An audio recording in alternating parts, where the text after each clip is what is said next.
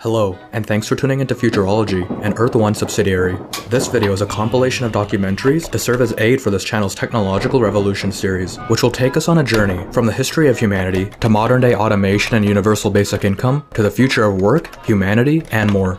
The reason we wanted to do this is to give further context into many of the concepts discussed about the technological revolution today and their origins, such as automation. Additionally, to highlight a time period where people aspired for a brighter, more optimistic future fueled by technology, as well as so we can appreciate the advances in technology we all often take for granted today. Enjoy the documentary, consider subscribing, and let us know your thoughts on the subject matter in the comments below.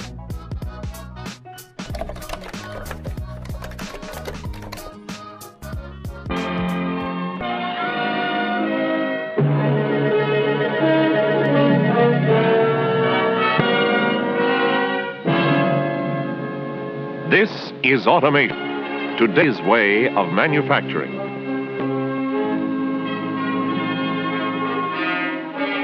This is the challenge for today, to meet competition and rising costs by moving step by step towards automation. Continuous automatic production, including automatic handling, automatic making, automatic inspecting, automatic assembling, automatic testing, automatic packaging of products in one continuous flow. The evolutionary step-by-step development is well underway today. Before the word automation was coined, the idea of fully automatic production suggested blue sky fantasy. Improvements in manufacturing seemed funny or fearful, depending on the viewpoint. And increased productivity, the source of higher wages and profits, was often overlooked. The trouble was that some people thought of automation as a sudden thing, a revolutionary idea. But it isn't. It began nearly 200 years ago, when Oliver Evans put into operation an automatic grist mill. But Evans' basic problem was controlled power. He had to depend on water wheels and gravity. Before automatic could become significant, some entirely new type of power would have to be developed. A power far more flexible than falling water, or even steam. Controllable electric power, which could make automatic production practicable throughout industry, appeared in the 19th century. The step-by-step development of continuous automatic production was accelerated as early as 1919, when automatic blowing of electric lamp bulbs was begun at Pitney Glass Works in Cleveland. In 1938, 5 automatic machines were connected with transfers to form a continuous production line for machining and polishing flat iron castings. The idea of continuous automatic production, of automation, was here progressing from the processing of flowable materials like grain and molten glass to separate items like flat irons. And then, in the late 40s, developments in electric power and control helped to make possible a line for the automatic machining, honing, drilling, and boring of automobile engine blocks. This greatly increased productivity worked to the advantage of everyone, for this company today employs many more thousands of people than it did in 1947. This natural evolution in industry is developing automation as a way of manufacturing that can do much to improve our factories, products, and profits, and upgrade our workforce today and in the years just ahead. Progress in automation comes at a time when we will need it most. The United States, once an essentially agricultural country, has become the world's most important plant for the production of goods, with plenty of room left for food and fiber crops. Each person works for the other. All consume each other's goods and products. Our numbers are growing fast, but our demand for goods is growing much faster. At the same time, business is getting more and more competitive, for if demand is growing, so is supply, as new competitors appear or old ones increase their efficiency. To hold or to build our share of the available market, we must cut production costs by applying the principles of automation. Manufacturing operations can be separated into three broad groups. First is the manual area, where physical effort is used to perform operations by hand or with the aid of hand tools. Second is the mechanization area, where manually operated, power-driven machines with varying degrees of control are used to perform one or more operations. Third is the area of continuous automatic production, where automatic machines are integrated with transfer devices and with controls to perform a series of continuous automatic operations. Materials handling begins in the manual area as a separate operation.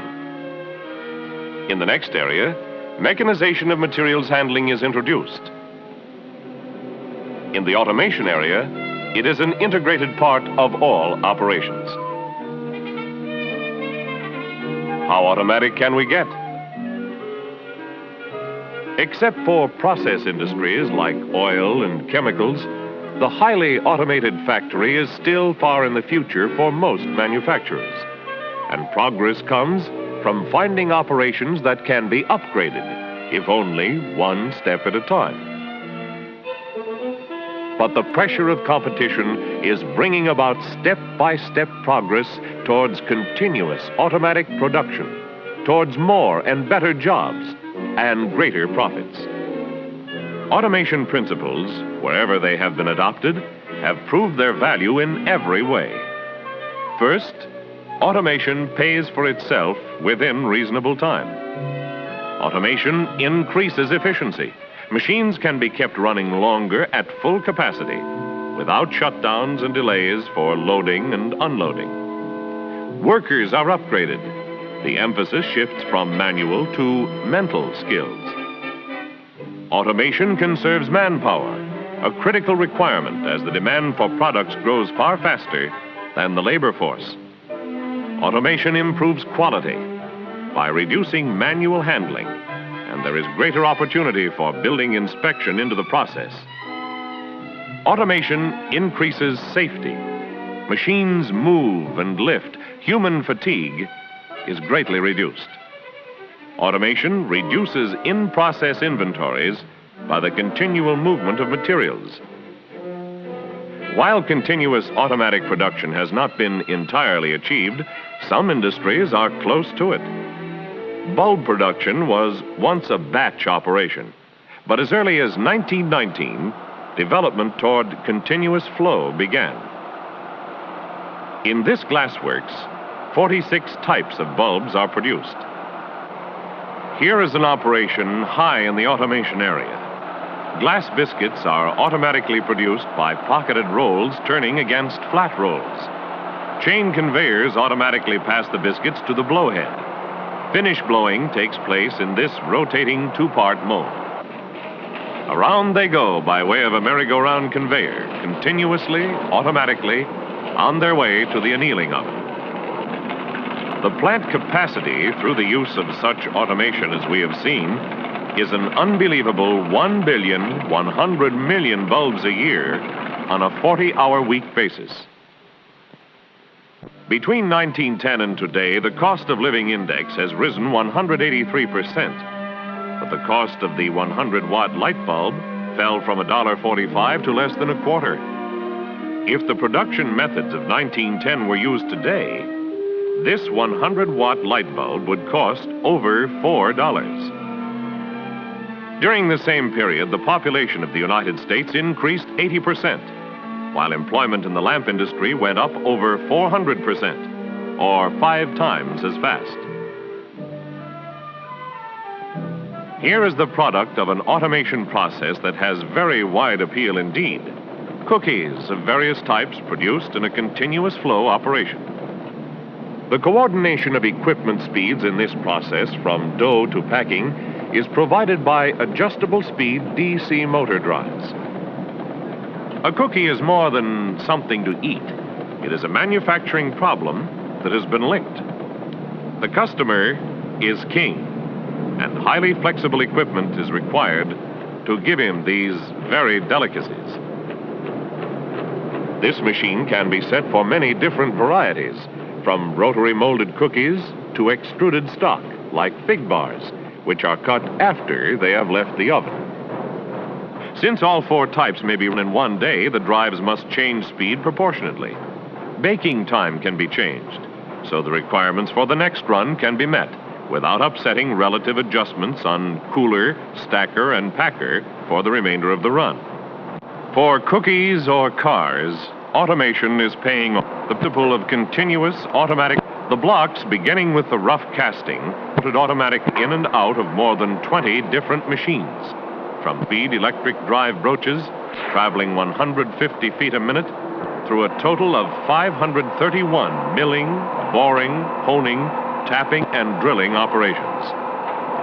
Production levels are maintained by specialists who replace all worn tools. In this operation, electric drives and controls contribute to higher production rates at lower production costs. These more elaborate examples of automation demonstrate to what extent the idea of continuous automatic production has been put into practice. It may not be economically feasible for every manufacturer to automate his entire production line, but important cost reductions can be realized by automating parts of a total operation. Few people realize that for all operations, including making, inspecting, assembling, testing, and packaging, the average falls at the low end of the mechanization area. This is the type of manual operation that can be seen in thousands of plants today. And this shows how soon a part manual, part mechanized operation can be upgraded in an automatic press line for producing series of operations within one line is here brought to a high degree of efficiency, as forgings like this are made into refrigerator compressor crankshafts. The forgings shuttle down a chute into the first machine. From this point on, 22 different types of operations are automatically performed in a continuous cycle.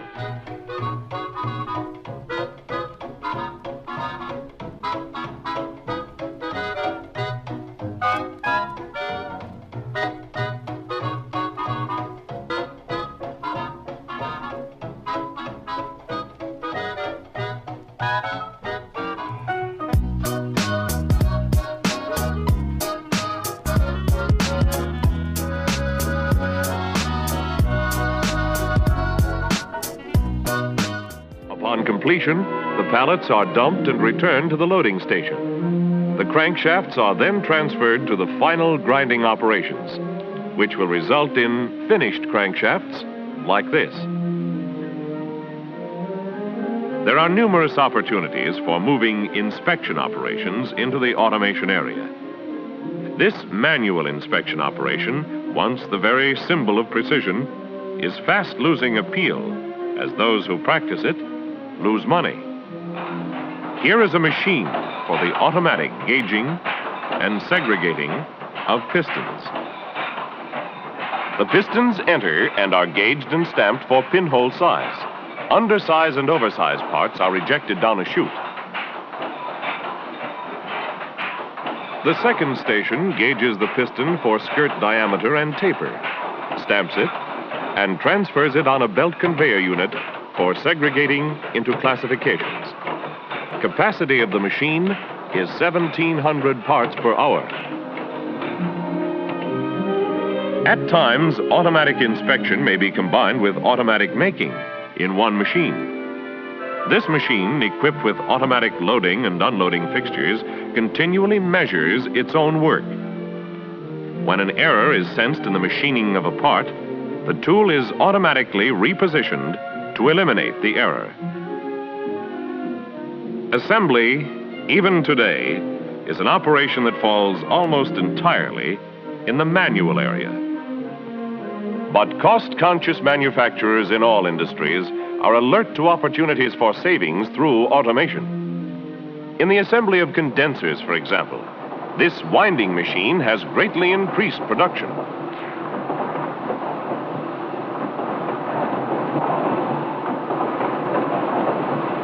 Significant progress has been further accomplished with this ingenious inline machine, on which 4 condenser parts, including cans, tubes, spring washers, and windings, are automatically assembled. In another inline operation combining further assembly and testing, each lead is gripped as the assembly passes, and the condenser is tested for capacity. If this test is unsatisfactory, the assembly is automatically rejected. Brass clips are attached, as they are made, onto the lead wires. The clips are then automatically welded to the lead wires. Here, great strides are being made toward the automatic assembly of electric motors. The motor parts are automatically conveyed from different areas of the factory to come together for assembly.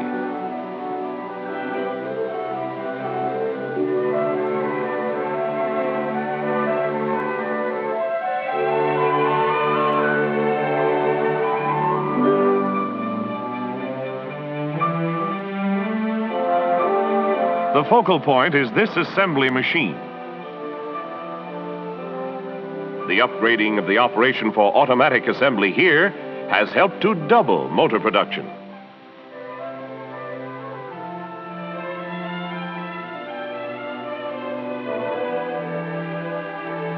While most is just stepping into the mechanization area, there has been progress. In this plant, ignition coils move on electrified conveyors, where they are tested and the results indicated by sight and sound. The coils moving in the conveyor are checked for presence by a photoelectric cell and pass against sliding contacts for successive electrical tests. Sound signals notify the operator of defective coils, which he removes and places in a reject chute. The testing of fluorescent starters has been accelerated by this automatic rotary machine. The starters, loaded manually into a rotating conveyor, are actuated by contacts traveling along a circular track. The starter lights a fluorescent tube within a given period of time, and a photoelectric cell detecting the light allows the starter to be passed. An unlighted tube calls for rejection. Limit switches set and reset relays, permitting proper inspection of each succeeding starter. In packaging, there are increasing opportunities to apply automation principles. Here, a group of machines automatically package nearly 13.5 million gallons of milk a year. The carton flats are formed and glued and then ejected into a wax tank, from which they enter a cooling compartment to harden the wax. The milk already pasteurized and treated is piped into this filling station, where carton after carton is filled with an exact amount. In this case, the capacity of the carton is 2 quarts. Folding and stapling the cover is another automatic process from which the cartons march endlessly to be placed in cases for delivery. The tiresome and relatively expensive work of filling packets with small items like screws or bolts has been eliminated by this packeting machine, which can turn out 24,000 packets per day. Small screws, bolts, nails, or parts are fed from the bowl vibrators, which can automatically start or stop the flow of items, affording exact control of the number of pieces in each packet. The double unit can pack 2 different items at once, ranging from 1/2 inch to 1 1/4 inches in length. Making, inspecting, assembling, testing, packaging. The small manufacturer may not be able to automate every stage of production, but there are numerous opportunities to upgrade one or more individual operations. The volume and nature of the product largely determine whether automation is feasible. Product design, standardization, materials and processes are the critical elements. Where a complete redesigning job is possible, the problem of automatic production can be simplified. In the conventional chair, there are a variety of styles. This chair is made from shaped pieces, in many cases with the aid of hand tools, and finally assembled by hand. Here is a chair of modern design, which is the product of more mechanization. The parts are machine formed. They still require some hand finishing and hand assembly. Now, here is the chair designed for continuous automatic production. A fresh approach to chair design is taken. The hand operations are designed out, and the material is molded with integral color and perfect surface. The higher we progress up the steps to automation, the more the product must be designed for continuous automatic production. Of course, there are always exceptions, and customer preference sometimes calls the turn. For example, customers would not go for machine-cut pretzels. Traditionally, pretzels were hand-tied, and some experts said it was impossible to develop a machine to do the same job. But a way has been found to accomplish the impossible. With pretzel tying machines, which can produce 50 hand-tied pretzels a minute. A battery of 16 of these pretzel tires can turn out up to 384,000 of the twisted delicacies in an 8-hour day. Of course, pretzels are standardized and produced in great volume. Standardization for volume production is one of the key factors in automation. With standardization, volume production, if it cannot be applied to the product itself, may be applied to the parts. The 4 legs of the mechanization area chair might be produced automatically. In low production items such as large motors, the production of the laminations may be automated. In the jet engine, the number of turbine blades is high, and here again, volume offers the possibility of automatic production a step below the product level. There is a place for automation in every industry, large or small. The extent to which it can be applied economically is determined not by the size of the business, but by the volume and nature of the product. In any operation, electricity is the essential ingredient of automation. As manufacturing operations are upgraded through the mechanization area and into the automation area, the vital importance of flexible electrical equipment grows. Equipment like control panels, limit switches, adjustable speed drives. These and many other standardized electrical units available today contribute to automation. More specialized equipment is available where it is needed to automate extremely difficult operations, such as turning and facing cuts on irregularly shaped jet engine parts. The machine is a vertical turret lathe equipped with 2-dimension tracer control. A signal is generated in the magnetic tracing head by the displacement of a stylus against a template. Sensitive electrical equipment takes the low power signal from the electronic panel and amplifies it to the power level necessary to operate the feed motors. In this case, automatic control is a necessity, since the cost of manufacturing such parts without tracer control on the machine would be prohibitive. Another type of control is that made possible by record playback. Here is a mill designed for the machining of integrally stiffened airplane wing skins. The use of record playback control in this operation is expected to double production. After a part has been produced using a combination of manual and electric control and the action in the form of signals from Selsins recorded on magnetic tape, the tape is played back for automatically producing successive parts. The tape programs the machine's operations. Still another type of control reads punched cards and automatically positions all motions on such machines as this turret press, which cuts production time in half. Sensing position with Celsins, the control detects and interprets punched card information for the direct current motors which drive each motion. Combinations of electrical controls and drives like these now in use, as well as a great many others, can raise many of your operations to the level of continuous automatic production. Progress towards automation is most often a step-by-step procedure. Much standard equipment in use today can be adapted for automatic production. Transfer equipment can be added, as with this punch press. And many new machines can be purchased equipped with transfers, or designed for their addition, like this machine. There are also machines designed for special applications, but which often include a number of standardized units. There are many other types of machines which can be adapted to this way of manufacturing.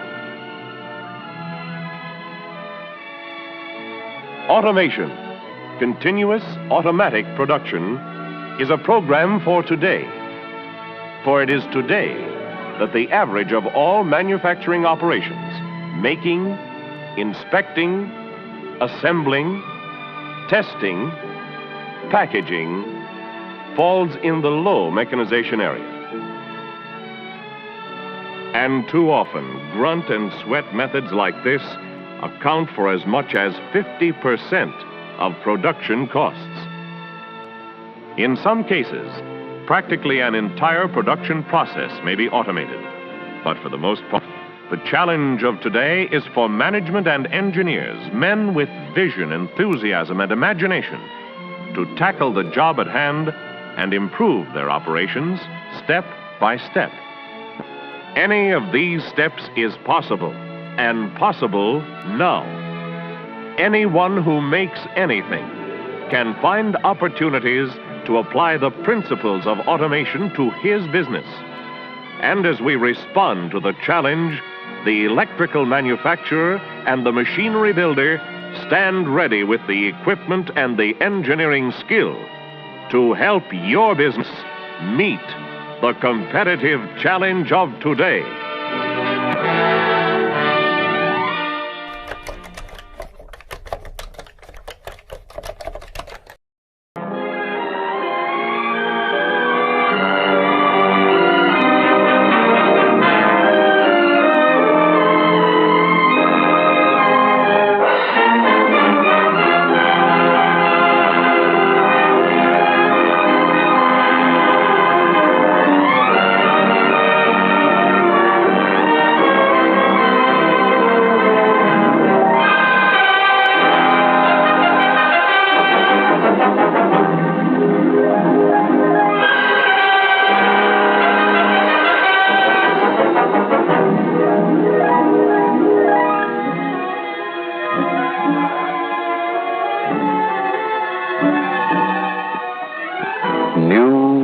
Horizons. In a restless search for new opportunities and new ways of living, the mystery and the promise of distant horizons always have called men forward. First wondering, then searching, then continuing to explore, men have moved on and on,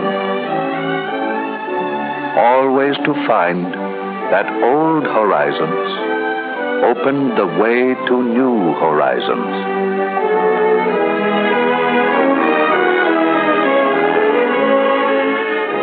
In a search that has continued for centuries, some far distant view, with its promise of the unseen and its promise of the unknown, has forever fathered the impulse to seek for new things in new places.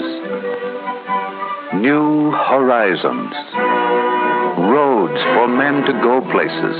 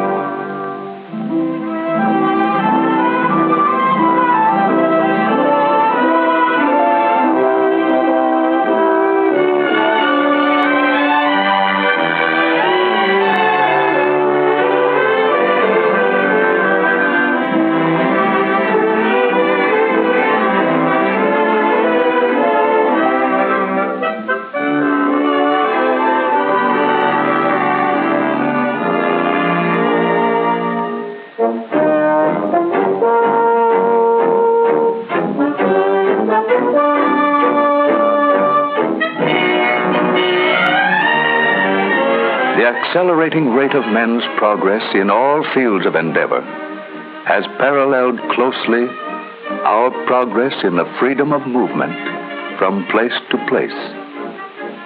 New things to do and new ways to do them. Telephone, electric lights, automobiles, aircraft, all are symbols of better living. New places to go, and new means of getting there.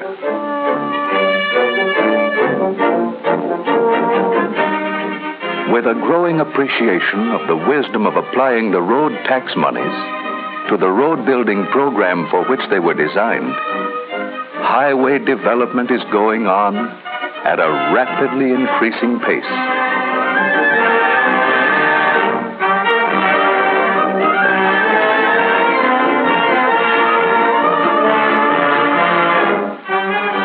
Created by the crossing of new horizons, new ways of living and new thinking have laid the foundation for most of what is good in life today, with the promise of more tomorrow. As distant families have become neighbors, and as people have constantly widened their viewpoints while multiplying the number of their contacts, more desires have developed to be satisfied. And with the demand for all of these conveniences and improvements, opportunities for employment of men, money, and materials have increased.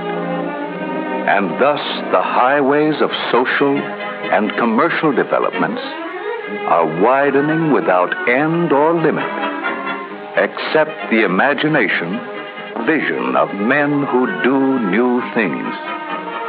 Today, engineers are always leading us higher, widening the trails, while our men of science are broadening all our mental avenues with new activities based on modern pioneering into new fields of research.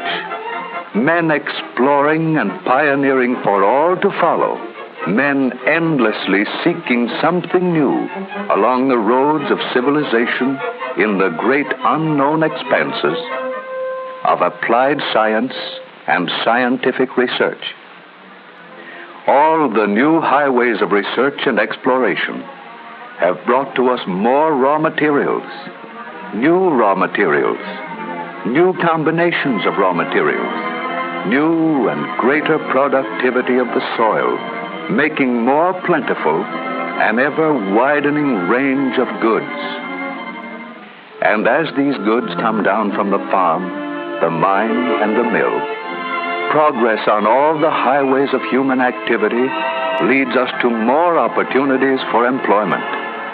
An ever-widening range of goods made ever more plentiful from east to west, from north to south.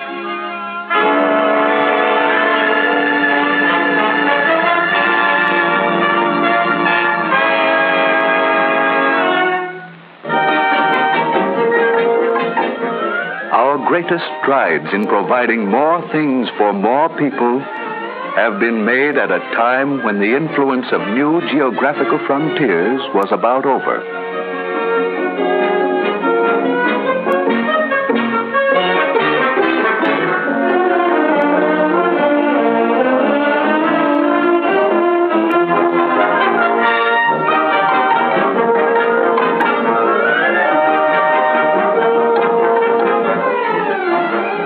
Mentally and physically, we are progressing toward new horizons.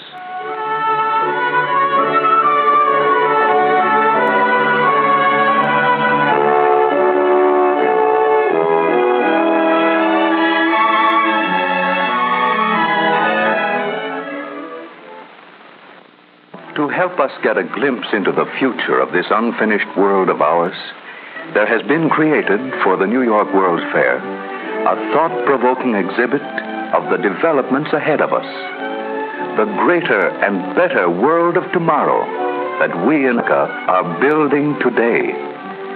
A vivid tribute to the American scheme of living, whereby individual effort, the freedom to think, and the will to do have given birth to a generation of men who always want new fields for greater accomplishment, and will always find new things for all others to enjoy. Come, let's travel into the future. What will we see? And now we have arrived in this wonder world of 1960. The World's Fair exhibit, modeled with such artistry and skill that we must continually remind ourselves the world we are now seeing is a vision, an artistic conception which may undergo many changes as it develops into the great realities of tomorrow. Sunshine, trees, hills and valleys, flowers and flowing streams. This world of tomorrow is a world of beauty. These eternal things, wrought by God, are lovely and unchanging. 20 years have passed. With new agriculture and industry, with new forms of education, recreation, a new world is constantly opening before us at an ever-accelerating rate of progress. A greater world, a better world, a world which always will grow forward. Man has forged ahead. New and better things have sprung from his industry and his genius. Here is a modern farm. The farmer of 1960 works in greater security, for science and research have helped him to control many of the risks of agriculture. Hours of work have been shortened, with almost universal electrification of rural areas. Fruit trees bear abundantly under individual glass housings. Orchards are protected against disease and insects. Science even influences pollination by artificial feeding. Does it seem strange? Unbelievable? Remember, this is the world of 1960, and physics and chemistry have joined hands with the farmer in helpful friendship. Here are the farm roads of the community. They have been improved and made to flow into great motorways. This superb one-direction highway, with its 7 lanes accommodating traffic at designated speeds of 50, 75, and 100 miles an hour, is engineered for easy grades and for speed with safety. Cars from the farm roads and feeder lanes join the motorway traffic at the same speed as cars traveling in the lane they enter. Here is an aeration plant, purifying the lake water and distributing it for hundreds of miles throughout the countryside.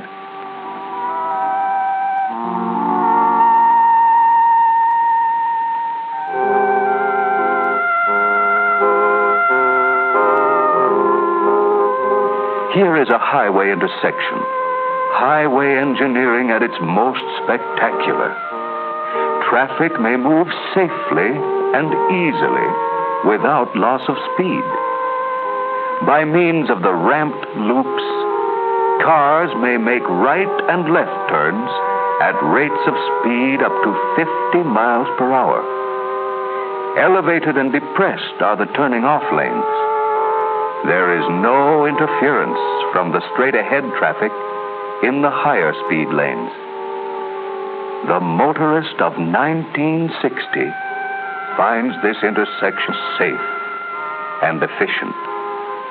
The two-directional traffic of the motorway, which merged at the intersection, separates again. The highway surface is automatically lighted by continuous tubing in the highway safety curbing, which evenly illuminates the road surface. What's this just ahead? An amusement park, 1960. Man's progress has brought more leisure for amusement and recreation, bringing them within easier reach of more people. Industrial communities have gone ahead by multiplying the conveniences and comforts of living. Hundreds of comfortable homes for workers. All people benefited by broadening their scope of living, gaining by advanced means of communication and new methods of work. Here is a thriving and prosperous steel town. Notice the furnaces glowing, river and rolling mills.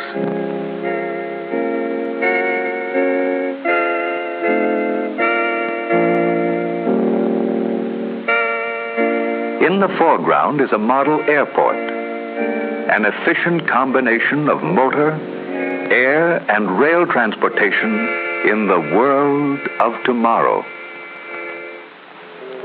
And now we see an enlarged section of 1960s express motorway. Along the ledge of this beautiful precipice, traffic moves at unreduced rates of speed. Safe distance between cars is maintained by automatic radio control. Curved sides assist the driver in keeping his car within the proper lane under all circumstances. The keynote of this motorway, safety. Safety with increased speed. This 1960 drama of transportation progress is but a symbol of future progress in every activity made possible by constant striving toward new and better horizons. Now we see ahead a steep, challenging mountain climb. Here we see a quiet and peaceful religious retreat, seemingly growing from the rocks as it looks out over the lake and foothills. The slower lanes of the motorway wind in and about the foothills. But from this point on, tunnel and cling to the precipitous rock faces. One marvels at its complete accord with the breathtaking scenic beauty of its route. In the valley ahead, a picturesque resort town. Farther on is a canal with a series of flood control locks. And just beyond, a giant mountain lake dam with its spillway, companion buildings, and hydroelectric power plants, providing power and light for hundreds of miles around. The motorway continues through the mountains. Without tedious travel, the advantages of living in a small town are within easy reach, bringing the people who live there into closer relations with all the world around. Over space, man has begun to win victory.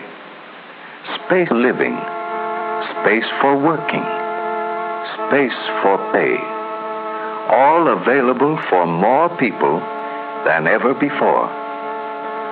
Over a spectacular suspension bridge, the motorway enters a large city, spanning the navigable river on which it is situated and forming a gateway to the city.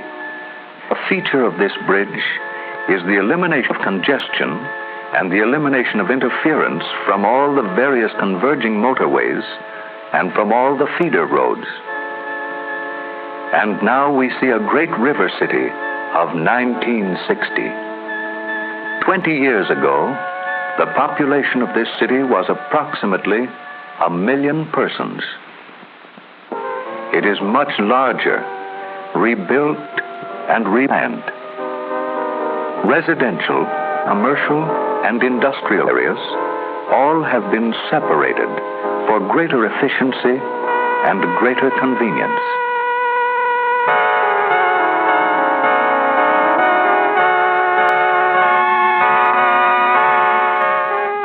A vast circular airport is close to the city, with a giant dirigible hangar. So that it can be turned easily to meet any wind direction, it is resting in a pool of liquid. Outside is an airport with its hangars and planes. There are special facilities for handling sea of the inland airports of 1960. Here is an American city replanned around a highly developed, modern traffic system. The parks of the city have continuity, proper placement. These areas are united into long green strips surrounding each community.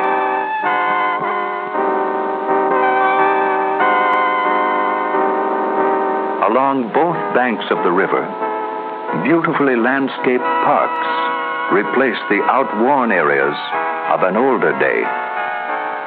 An industrial docking basin, newly completed, takes care of all the shipping from the adjacent industrial area.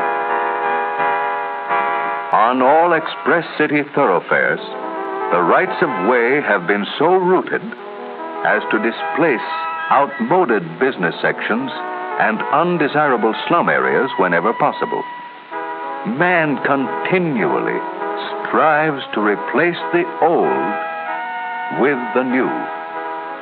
A 1/4 mile high skyscraper's tower with convenient rest and recreational facilities for all. On many of the buildings are landing decks for helicopters and autogyros.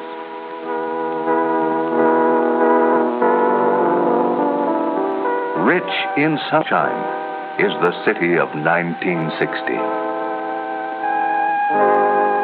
Fresh air, fine green parkways, recreational and civic centers. Modern and efficient city planning, breathtaking architecture, each city block a complete unit in itself. Here is an important intersection in the great metropolis of 1960. Elevated sidewalks give a new measure of safety and convenience to pedestrians. They actually double the available width for traffic in the street. And so, we see some suggestion of the things to come. A world which, far from being finished, is hardly yet begun. A world with a future in which all of us are tremendously interested, because that is where we are going to spend the rest of our lives. In a future which can be whatever we propose to make it.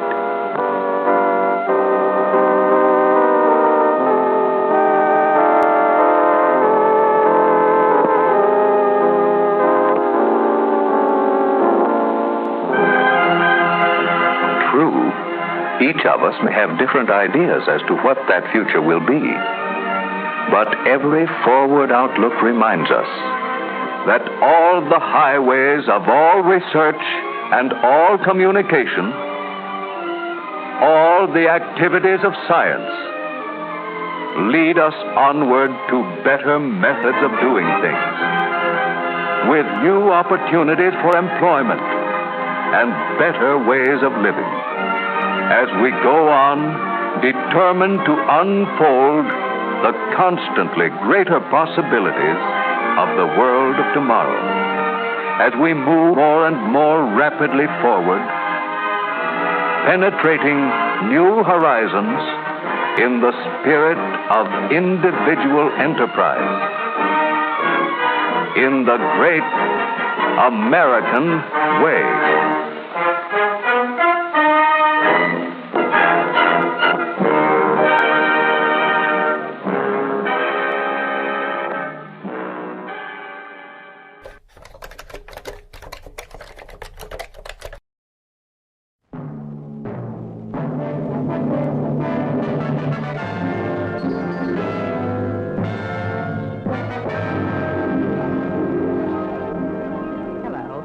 I'm Betty Furness. In all my years with Westinghouse, I've covered some pretty interesting stories. But here is truly the most wonderful and exciting thing I've ever had the chance to talk about. It's the Westinghouse Total Electric Home. A home where electricity does everything. Heats, cools, illuminates, launders, preserves and prepares foods, entertains. It even lights a path to the front door with rayescent strip lighting. As visitors approach, more lights go on automatically to say a cheery welcome. Then, when they arrive at the door, a television camera takes their picture to tell the hostess her guests have arrived. When you step inside the Total Electric Home, you step into an entirely new concept in living, organized around electric centers, such as this entertainment center.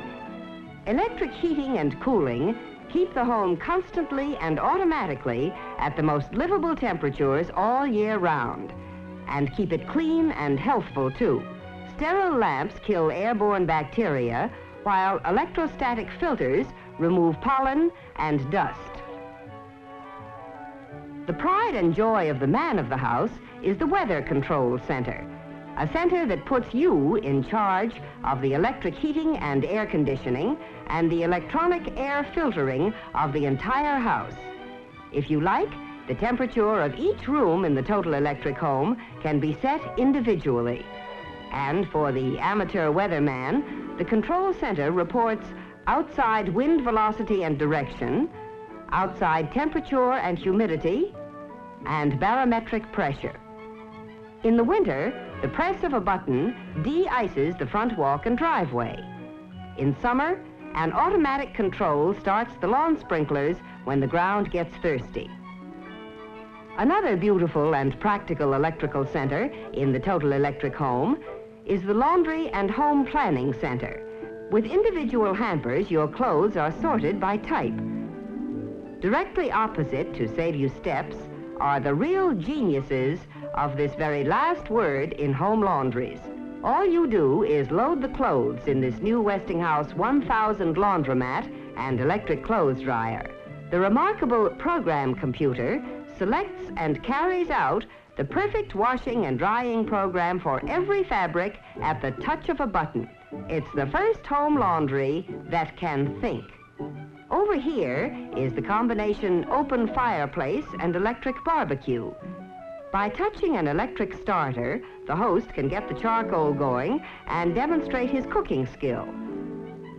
And whenever the family just wants to enjoy a cozy fire, all he has to do is throw on the logs and push a button to automatically lower a protective screen. Cooking is really a joy in the food preparation center. Here you have a refrigerator that looks like fine furniture.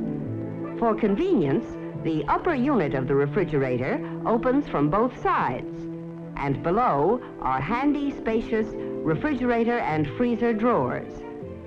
Then, too, there's the miraculous electronic oven that will cook these appetizers in 6 seconds. Appetizers that were prepared from recipes kept in this microfilm file. Thousands of recipes are on file here, and simply by pressing a couple of buttons, the recipe of your choice appears on the screen.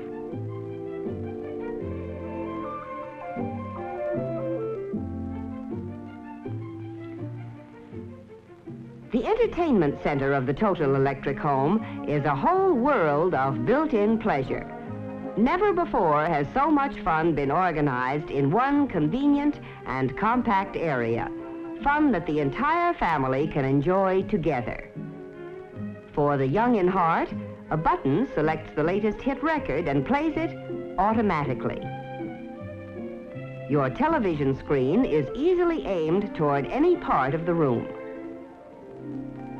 And for a pleasant background of stereo classics, just press for your selections and put them on the Westinghouse Stereo Fidelity set with special speakers that surround you with music.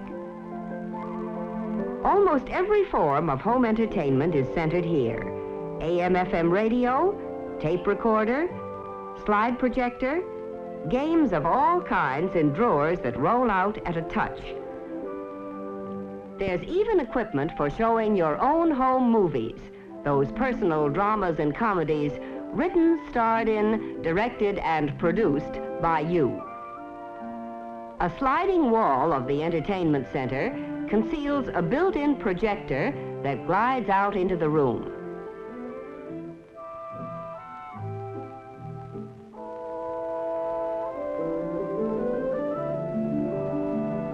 Then, at the push of a button, the lights lower automatically, a large movie screen comes down, and it's time for the show.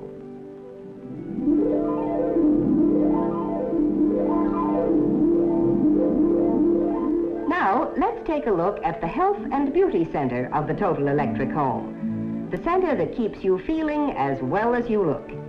Here, and throughout the house, beautiful fashion plate switches control your lighting. Just a tap of the fashion plate and lights are on or off with no buttons or switches sticking out. Overhead, sun lamps shine down to give you that healthy glow. A true sun bath even while shaving or making up. Being beautiful is so much easier here too. There's an electrically warmed mirror that will never fog up. Over here is something truly remarkable. An experimental wall of light. It isn't on the market yet, but when it does go on sale, it will not only illuminate whatever room it's placed in, but also cool the room in summer and heat it in winter. To help maintain that healthy tingle, there's an electric massage table and outside an electric exerciser. You see, the Health and Beauty Center even extends outdoors into the fresh air and sunshine. A sliding wall here in the children's quarters converts one large area into 2 separate bedrooms at night. During the day, the wall slides back, and this becomes the Child's Education Center. There's an electrically operated planetarium to encourage a study of the stars. The needs of the growing children in this house are provided for mentally as well as physically, with plenty of space to study or play. Slide projectors, the latest up-to-date maps of the world, and a whole host of electrical instruments that help the eager mind explore nature's secrets and, incidentally, help with the homework. Hobbies aren't forgotten here in the Total Electric home either. They're more fun than ever here in the Hobby Center. Notice how compactly everything is arranged, with tools and supplies that tuck away into the smallest possible space. Everything is accessible at the touch of a button, compactly stored behind sliding walls, and is protected by an electric dehumidifier, which also helps keep the workshop dry. There's even a smaller version of the workshop for the kids. Designed primarily as a model building workshop, it's child-sized to help encourage the fun of building and creating. To complete the home workshop, there's even a paint spray booth. Equipped as he is with the latest in power tools and equipment, there's no job that's too big for Dad to tackle. Of course, Total Electric Living moves outdoors to the patio easily and conveniently. Here's a new idea, a portable power pole that sets into pre-wired locations and lets you use your television or any of your appliances outdoors. If there are insects, the touch of a button provides screened-in comfort. The screens are in place at night, out of the way during daylight hours. There are even wind screens that move at the touch of a button to give protection from wandering breezes. Eating outdoors is better than ever, too, in the Total Electric home. Here's a food and service bar that can be assembled in many different ways. And because it's topped with Westinghouse micarta, it is stain and beverage resistant, can be cleaned up with a simple wipe of a damp cloth. Set into its micarta top is the electric barbecue, complete with electric starter and an electric rotisserie.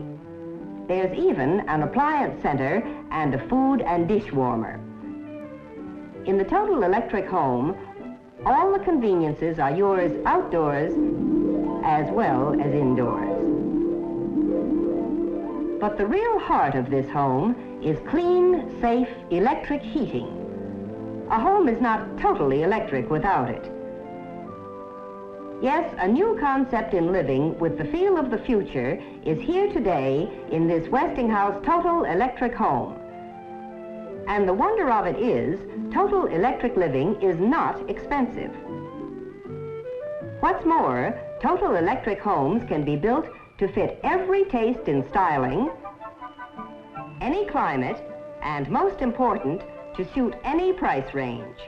As a matter of fact, Total Electric living is well within the reach of most people planning to build, buy, or remodel. The Total Electric home is another reason we can say that when it comes to leading the way with new ideas for better living, you can be sure if it's Westinghouse.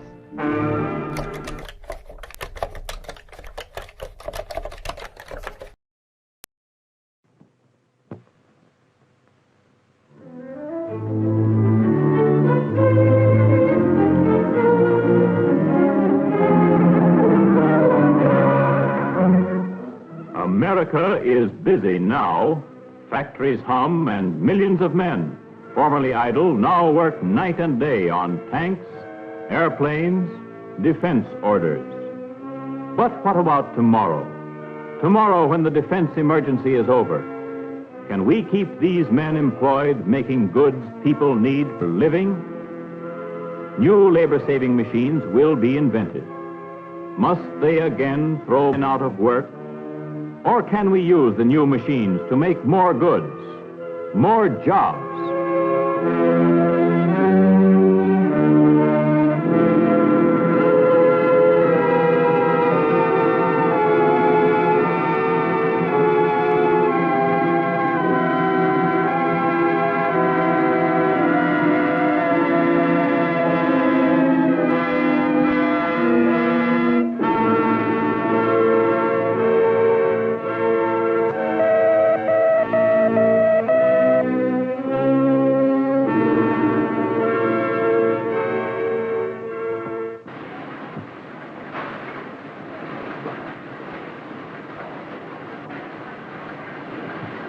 Say, Tom, I just heard a rumor there's going to be a layoff.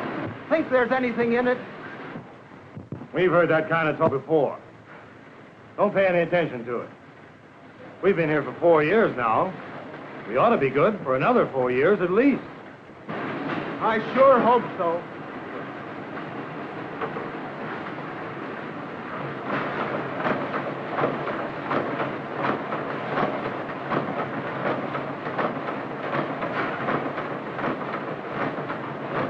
Here comes the boss. He looks worried.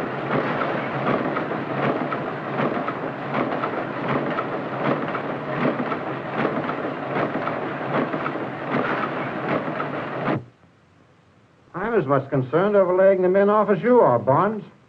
But I don't see how we can avoid it. I hate to break the news. Some of these men have been with us for 10 years and more. It's going to be awfully hard on them and their families. But this decision wasn't reached overnight. The board's been discussing it for months. We have finally decided to put in the new labor-saving machinery.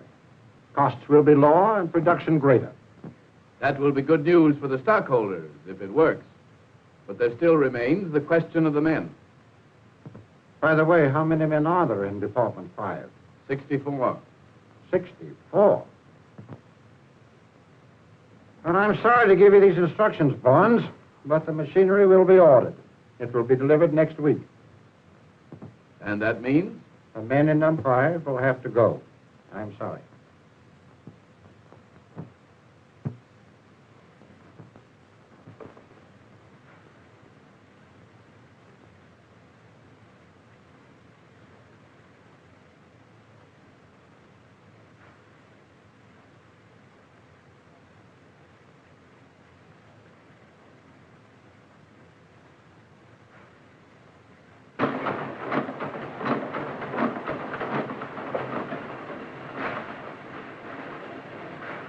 I told you so, Tom.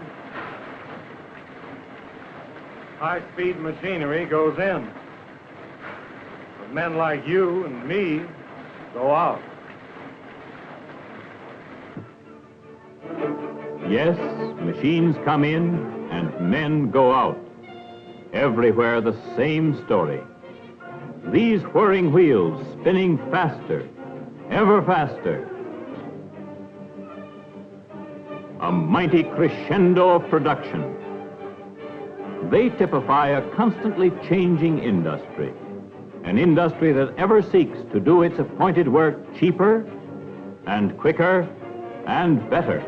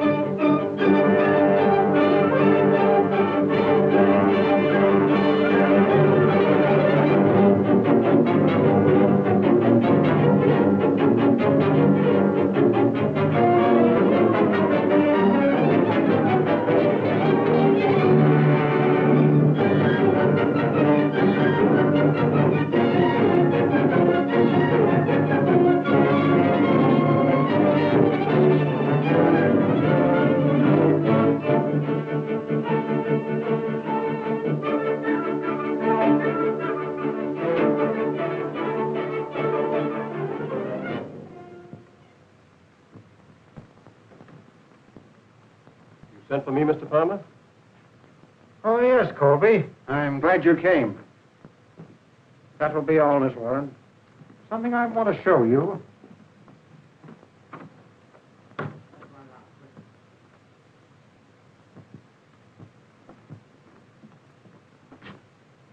Look at those goods piled up over there.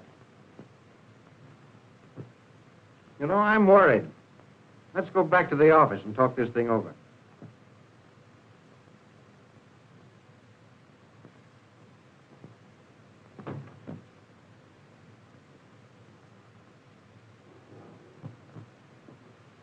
We've got to do something. I'm worried. Here we are. We've got the new machines, and they're doing even better than we expected.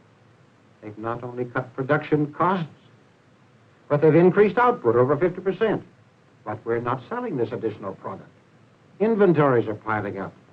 Now, what are we going to do about it? It seems to me we've got to change our plan completely. The trouble is we've always catered to a fairly small class of customers at a good price. Sales have come pretty steadily and fairly easily. Now that we're increasing production, we've got to put on more pressure, work the territory more intensively. You mean more advertising? An increased sales force? Additional dealers? Yes. Start an aggressive selling campaign right away. Tell the people more about the advantages of our product. Use billboards, magazines, radio. Sell the dealers on the plan in advance and have them well stocked. That will relieve our inventories and get the goods into the hands of the consumers. Well, I'm not sure the plan will work, but it's worth trying. I'll take it up with the executive committee tomorrow. Meanwhile, suppose you work out a rough estimate of the cost of the campaign and let me have it tomorrow. I'll do that.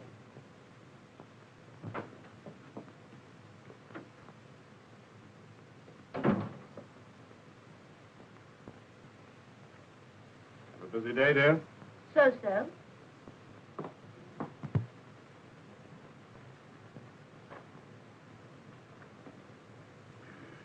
Did you have any luck today, Tom? Same old story all over again. No jobs, no luck. Well, never mind, honey.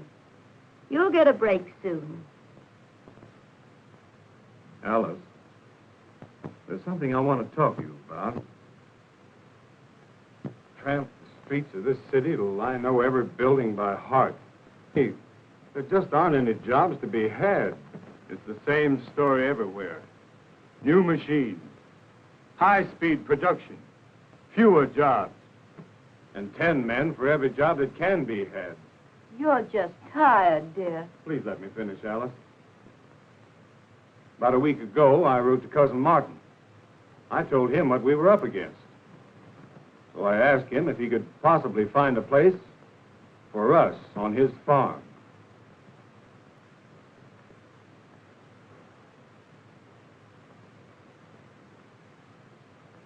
Well, I got an answer today. He wants us to come out and live with him. He says I can be of some help to him, and he's sure that Jane could find a lot of work for you to do. We can go right away.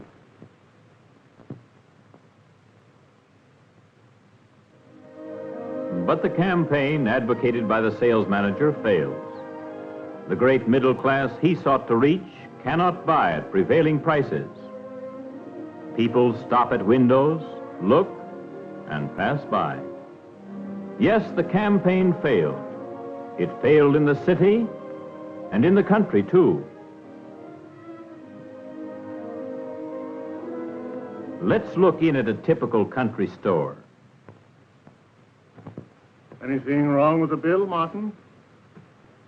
No, it's just a bit higher than I thought, that's all.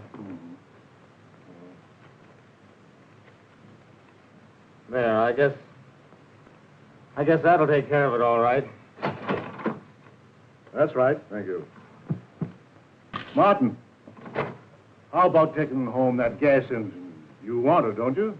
Sure, there's a lot of things around here we could use, but price is still too high. And that's one of the things I guess we'll have to do without for a little while longer. Well, it'll be here when you're ready. All right. Goodbye. Goodbye.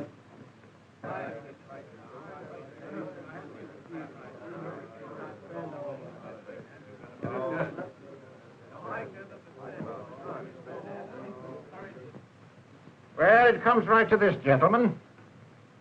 We have made a large investment in labor-saving machinery. It is giving us a bigger output at a large saving in labor costs. The sales campaign was well enough done, I'm sure of that. Our advertisements are appearing everywhere, and our sales force is on the job. But the fact is, we are not selling the additional output the new machines are giving us.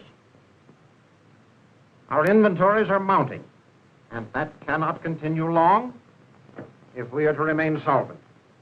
The truth is, I guess, that the people just can't afford to buy. They can't afford to pay our price.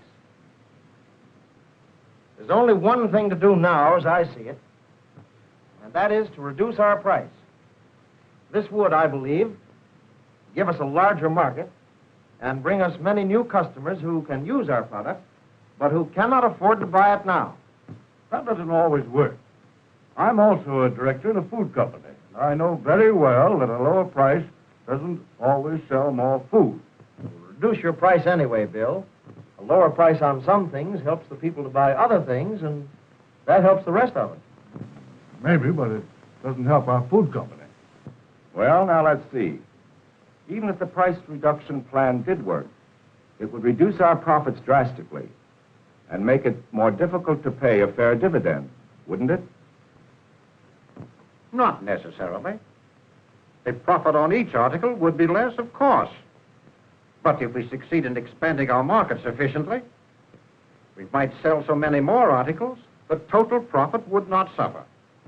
In fact, if the plan worked out real well, we might even have to buy more machines and re-employ the men who were laid off because of new equipment. Total profits might then be greater. I'm afraid of it. Price reduction is dangerous. You can reduce prices easily enough, but you can't get them back again to the old level if you have to. At the same time, I do think the key to the problem is to expand our market. In my opinion, though, that will only happen when we get a little more prosperity and wages go up all over the country. Then most everybody could afford to buy our product. Why not start the ball rolling by raising wages in our own plant right now? Why bring that up again? It wouldn't be a drop in the bucket. Besides, we'd probably go broke. Whatever we do, I, for one, am convinced that we've got to expand our market by getting more people to buy our product. Yes, I know. Well, I know. These men are the strategists of business. Throughout this broad land, they seek constantly to solve this puzzle, to untangle the web of prices and buying, of costs and income, of machines and of men.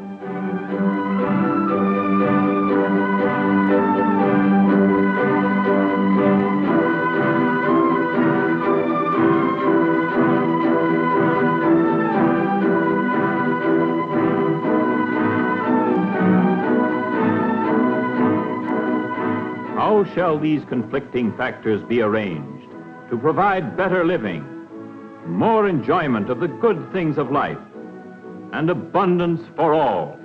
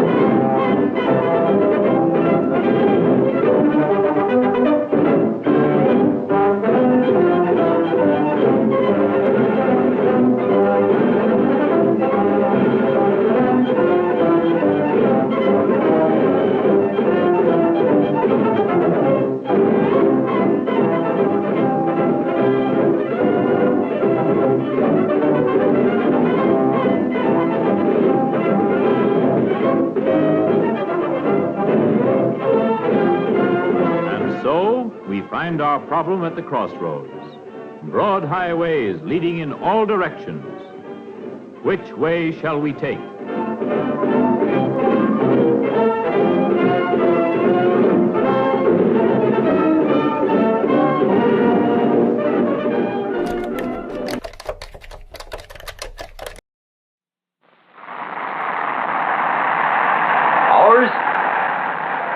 Or will our ballistic missile early warning system tell us differently?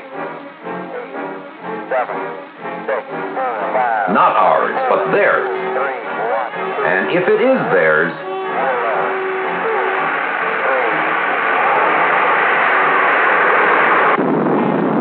and this is ours? A better design on the drawing board is no immediate effective countermeasure. Our birds must fly when they're required to. The high complexity of modern-day weapon systems demands the closest possible approach to absolute reliability. There is no second chance. So there must be absolute process control during system design and system manufacture.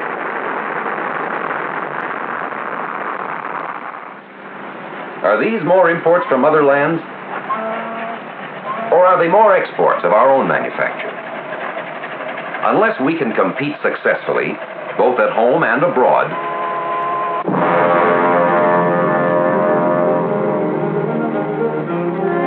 our economy must expand, our industry modernize. To remain strong, to remain free, to enjoy the good life.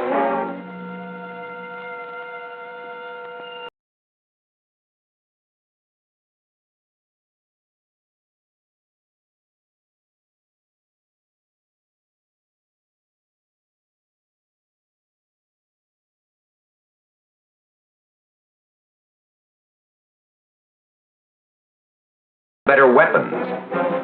And we need to get them from design concept and into operation more quickly and at a reasonable cost. We need new and better products for civilian consumption. Products which can compete with foreign goods here at home or in foreign markets.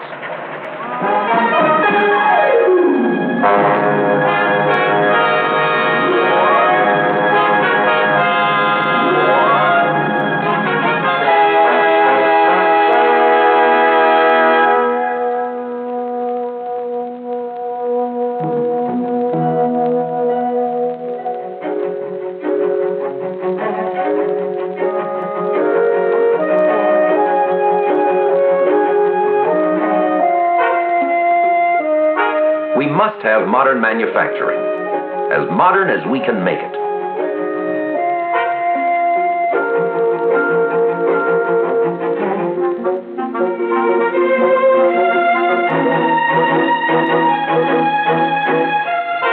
Modern manufacturing is a command performance.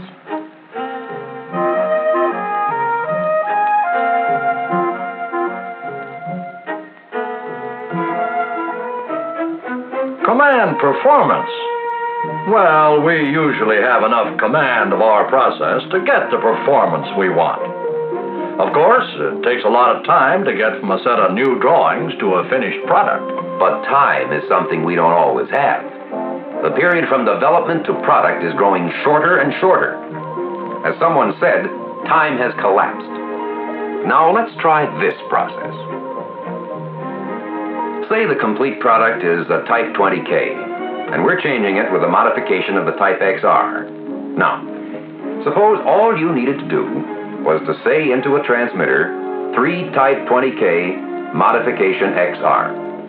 Orders to the plant. That's right. You merely define what you want, and in a fraction of the time it would take conventionally, your product's manufactured, assembled, and ready to ship. And that component we were talking about is only one of many making up the complete product. How could you do all that so quickly? Not only so quickly, but in much less space.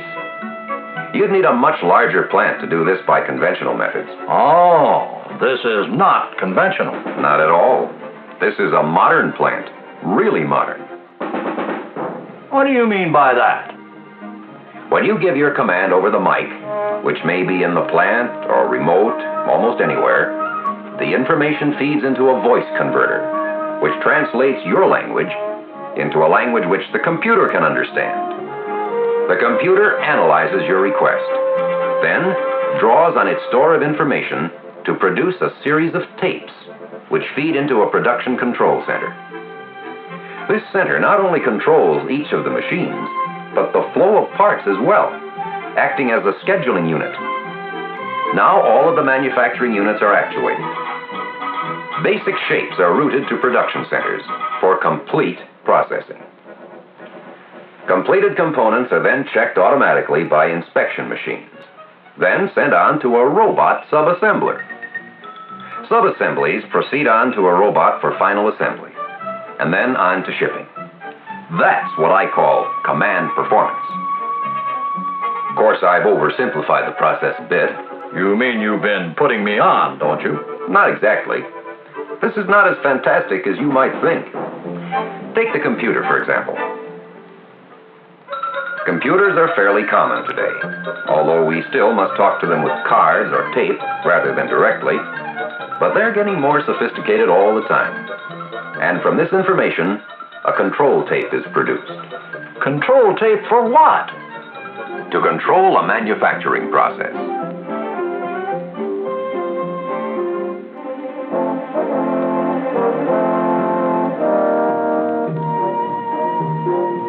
Now, these machines are in existence today. Inexpensive tape-controlled drill presses.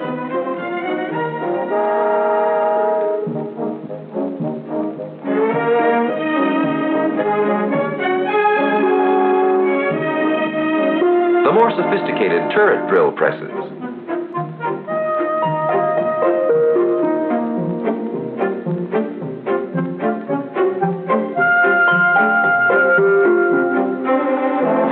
turret lathes, capable of high-accuracy contouring.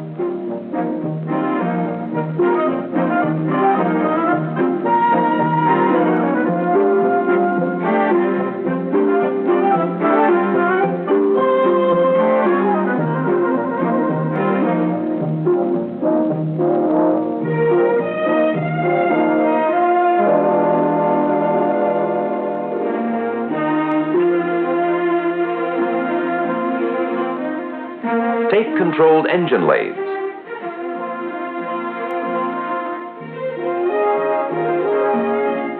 With equally exacting contouring and thread-cutting capabilities.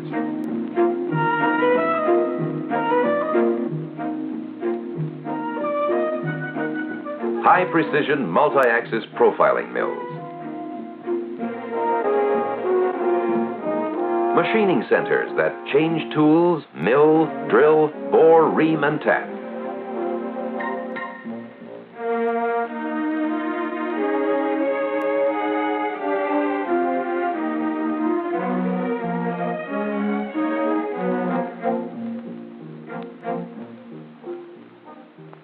In many cases, they can complete the entire manufacturing process in just one setting. Fully capable of doing that job of yours we were talking about, and even more. Now, what different tools would you need for this piece? 6 different milling cutters, 4 sizes of drills, 4 reamers, 6 taps, and 4 boring bars. And where you needed 8 machines to use these tools, the whole batch is loaded into a magazine for use by this one machine. All the instructions to the machine are on a punched tape. The intelligence on the tape tells the machine exactly what to do. This is called numerical control, which is one of the means of using mathematical definitions to furnish intelligence a machine can understand. There are many methods of accomplishing this. However it's done, it certainly shortens the chain of command and greatly reduces the opportunities for a breakdown in communications.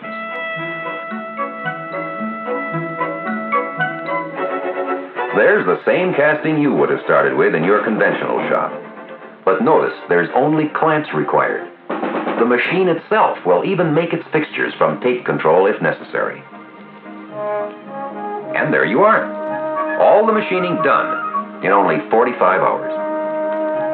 How long would it have taken in your shop? Oh, about 300 hours to machine and 26 weeks of lead time. After you tooled up. Remember, the lead time here was only 2 weeks. If you need a second or third or fourth piece, you get them in a matter of hours. All exactly alike. Now that's performance. What happened to automatic inspection you were dreaming about? That was no dream. They're already in existence too. And research and development are making them better all the time.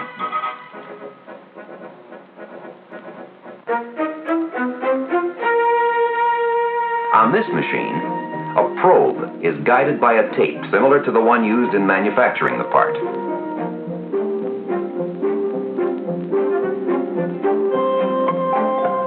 The measurements are recorded for inspection and record. But you still need an original detailed drawing, don't you? Not necessarily. But if you want one, it can be made from a numerical control tape too, operating an engineering machine. Often the drawing can be made at the same time the part is being made, using instructions from the same tape. I notice the loading and removal from the machine is still conventional. But it needn't be.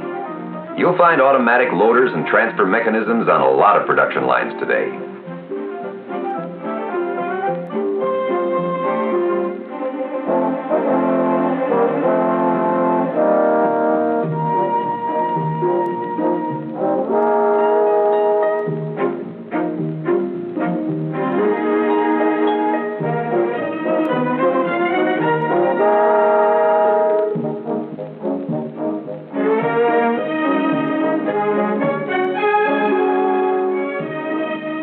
This automatic material handler remembers every sheet in its inventory and will deliver it undamaged in seconds.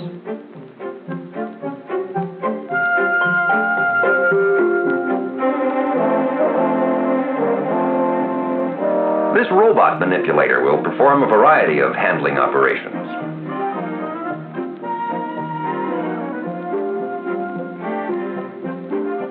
It can be easily taught to load, unload, and assemble parts because of its electronic brain.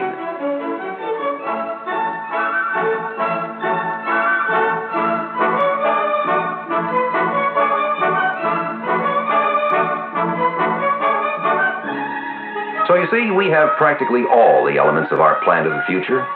It's just a matter of time before someone puts them all together to make the dream a reality.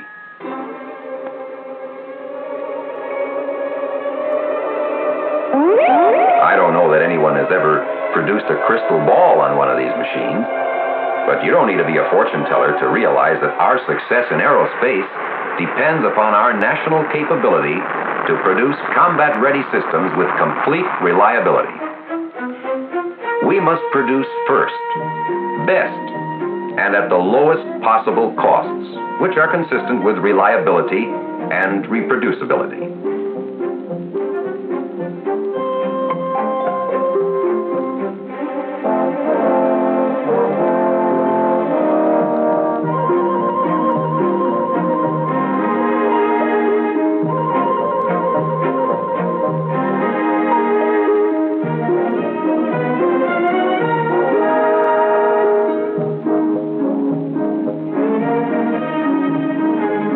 This means that we must be able to manufacture from all sorts of new and exotic materials. It means we must be able to produce structural members with a high degree of configuration complexity. It means we must produce with greater dimensional control. Some large rocket engine inducers, for example, can't be produced to design concept by conventional manufacturing methods. It means that we must produce components which have structural integrity. This aircraft bulkhead was built up of over 90 different parts, requiring more than 1,000 rivets and high-strength fasteners. You can imagine how long it took to tool, machine, and assemble all these parts. And you can imagine the possible human error involved. The more modern one-piece bulkheads have greater structural integrity, but they were still expensive. These one-piece bulkheads were first produced by conventional methods, using specially designed tracer-controlled rotary tables with many coordinated overlay templates and tracer patterns. It took 160 hours of machining time to produce one bulkhead, and at considerable cost. The part is now programmed on a numerically controlled skin mill to machine 2 at a time. This requires only 2 sets of vacuum chucks and 9 reels of tape. The time reduced to only 9 hours per part, and the cost reduced by 80%. In addition, there's a 25% reduction in weight. Command performance? I'll say. But you can best get it with numerically controlled machines.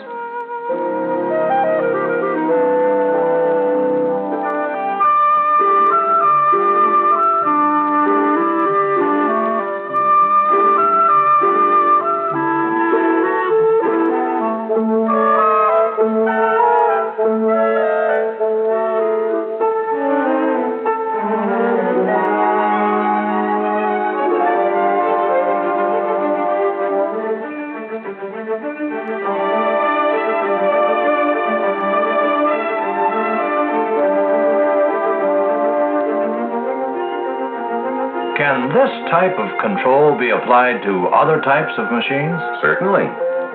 There are machines that automatically position and punch all types of panels.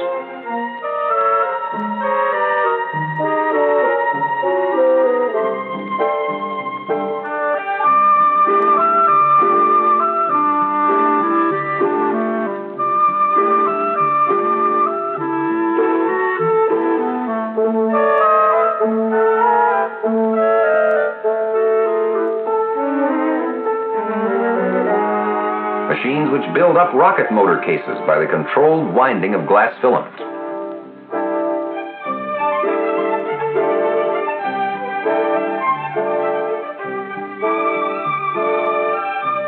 Machines that position connector panels for wiring.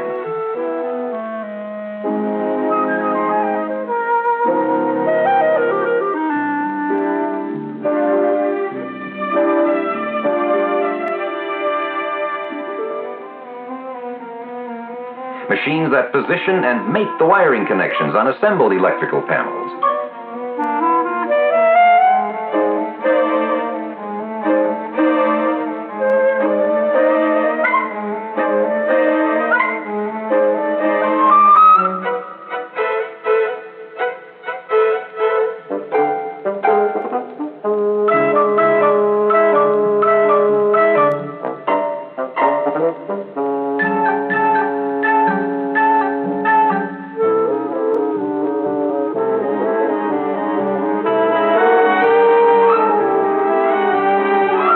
Machines for drilling printed circuit boards.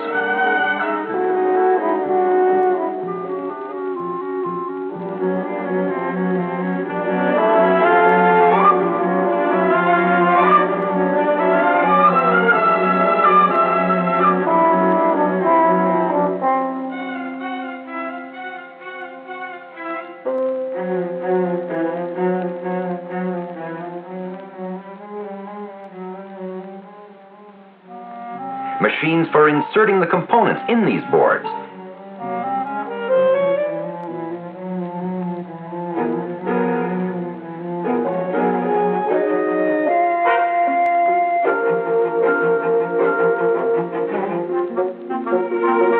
Machines for spot welding, which saves 72% in labor costs. This machine has proved invaluable in spot welding fuselage sections. The more complex fusion welding also can be performed by numerical control. The tape not only controls the positioning and movement of the arc, but also the welding factors, gas flow, current, and the like. In guiding the arc, the control permits blind welding down through one structural member to fuse it with a hidden member below. The result? A stronger weld, a member with more structural integrity. A more reliable weapon system.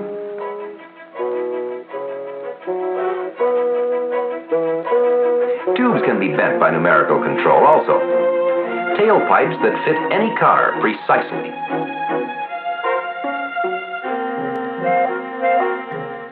Or the miles of plumbing used in modern missiles, and all without the need for separate jigs and setup time.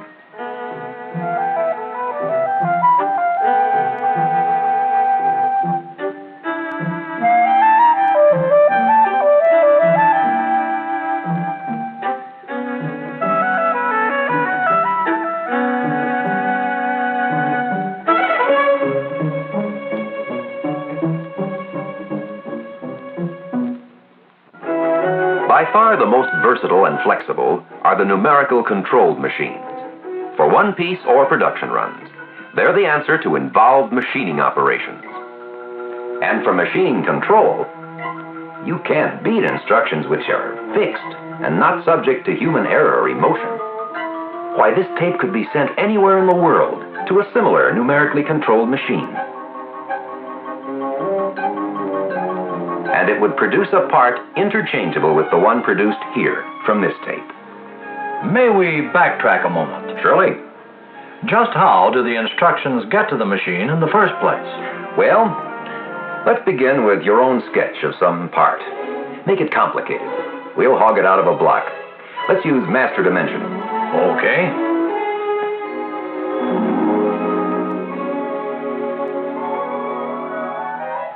There you are, with all the essential dimensions, but scarcely something a machinist could work from. That took you about an hour. Now, we'll take this to a programmer as the next step in tape preparation.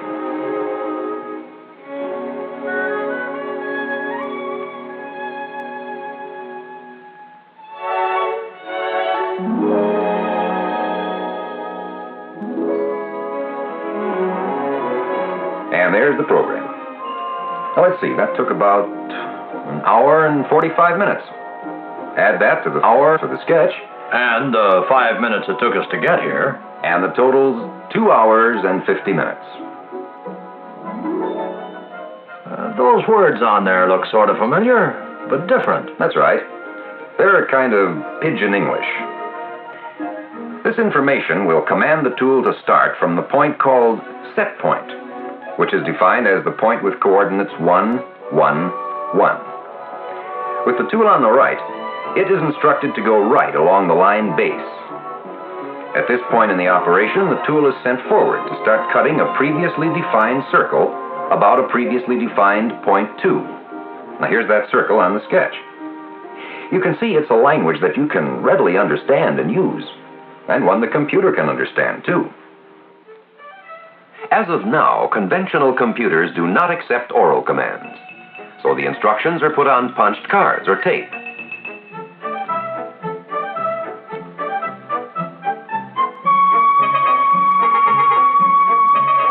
We're moving right along. Just 10 minutes for that job, for a total of about 3 hours. Now the computer operator gives the commands to the computer, which translates them into machine language. And here are the commands we'll take to the machine. We've now spent only 3 hours and 20 minutes. That's really chopping down lead time, isn't it? Yes. I expect it would have taken me weeks to design a tool for this job. It might be a good idea to think about modernizing then. This whole system's called numerical control? Well, the machines are operated by numerical control. When you talk to a computer, though, well, that's a little higher order of communication. I suppose you might call it symbolic control at that point.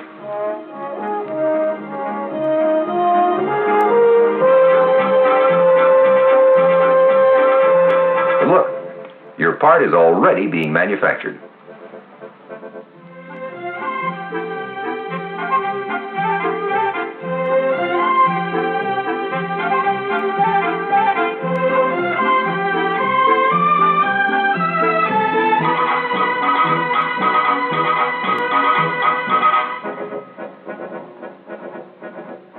There's your part.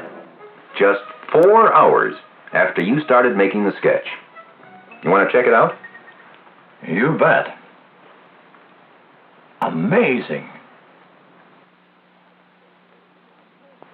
Absolutely amazing. You see, what happened was that the machine did what machines can do best, and humans did what humans can do best. You did the designing, the creating. The programmer planned the process from his knowledge of machining and the particular machine. And being human, you were able to start a chain of command to the machine. A very short and very exact chain. As a result, you obtained a superior performance from the machine, far better than by conventional methods. And you get the same performance time after time, because the commands cannot change. And that's why you call it command performance. That's right. Well, what about the actual joining, forming, or removal of metal? What's new along these lines? Plenty.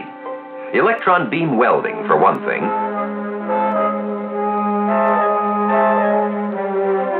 Here, even two dissimilar metals can be permanently fused together by the high-velocity electron bombardment in its vacuum chamber. Electrolytic machining, for another. The cooling holes in this turbine blade were eroded to exacting tolerances by this stem drill. The hollow drill electrodes never touch the material, so they need not be reset or replaced.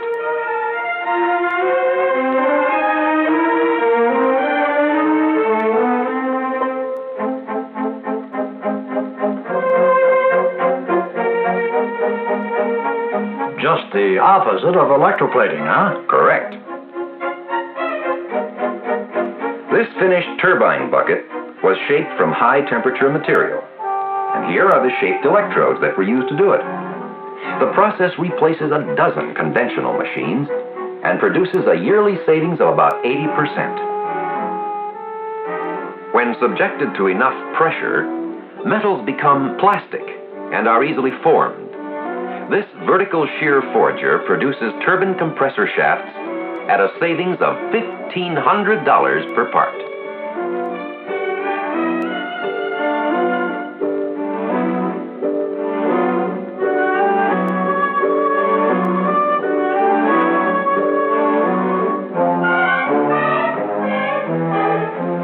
Similar machines will turn out shapes such as cylinders, cones, and rocket motor cases from practically any metal, including many of the exotic alloys.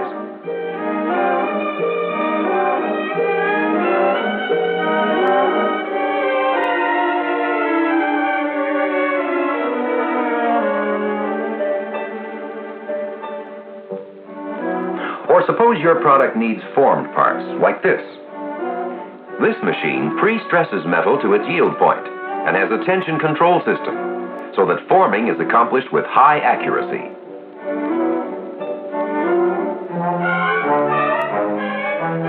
This jet engine part was formed from Rene 41 in just 2 minutes, and the savings over conventional methods is 80%. A similar type of process will give you savings of up to 90% on drawn components like this, and permits the use of inexpensive dies. This blank holder, adapted to a conventional press, pre-stresses the metal and makes it more flowable than plastic. By adjusting the stress, almost any metal can be formed using the same die. Normally, 3 draws would be required to produce this part, with 270 hours of handwork for finishing. But here it is, produced in 1 stroke, holding its shape without springback and maintaining that shape throughout subsequent welding. This hydroform turns out complex shaped parts in seconds that formerly took hours to fabricate, assemble, and weld. The rubber bladder reduces tooling to only 1 inexpensive die.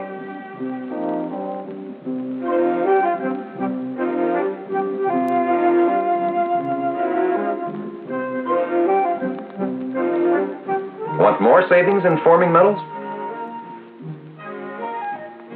Perhaps electromagnetic metal forming is the answer.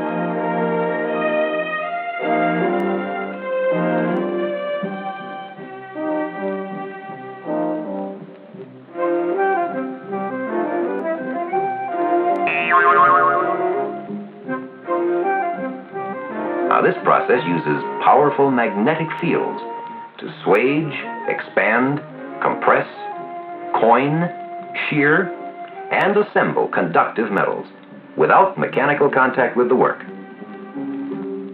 This machine uses the explosive power of man-made lightning to form parts.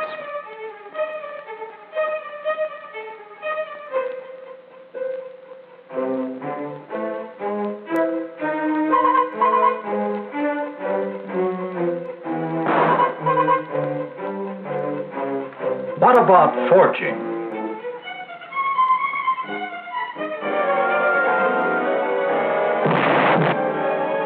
How about that?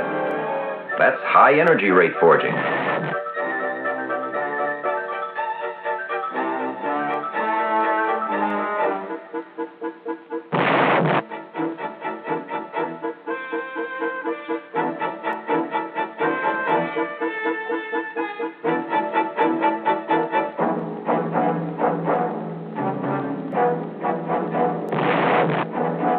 These machines will deliver a terrific amount of energy in a split second to forge such materials as tungsten or even cast iron, as well as the usual materials.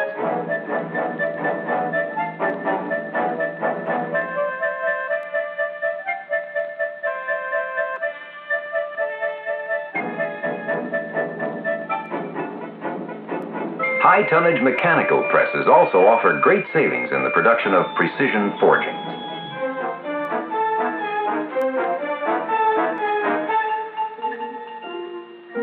For testing electronic systems, there's automatic testing equipment.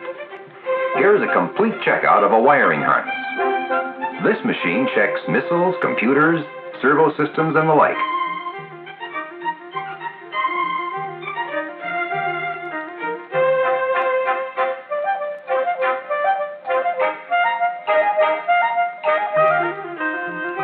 results of the tests can be recorded on a printed readout. And the savings? Well, in addition to the time, this piece of equipment replaces 150 separate pieces of test equipment required on many of the complicated checkoffs. Imagine what all these methods of modern manufacturing are going to do for the designers. And of course, you've seen only a few of the many new methods available today.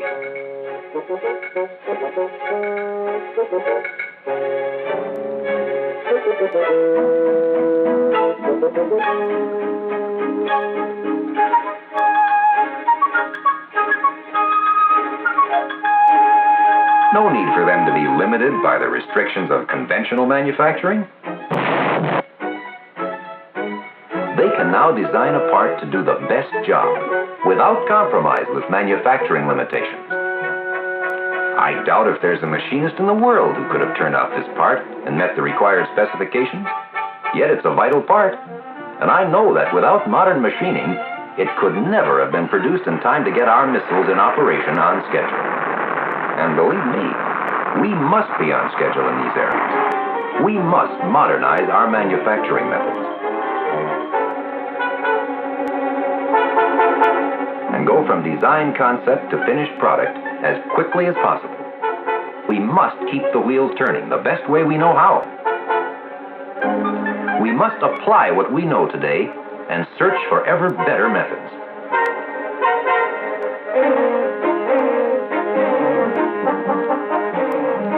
This is a command performance for the survival of industry and our country. Say, do you still have that clipboard? Sure. Here it is. Why? I want to write myself a note, so I won't forget something. See? This is going to be a command performance, too. Good idea. Because the Defense Department expects its contractors to maintain a modern base in their facilities.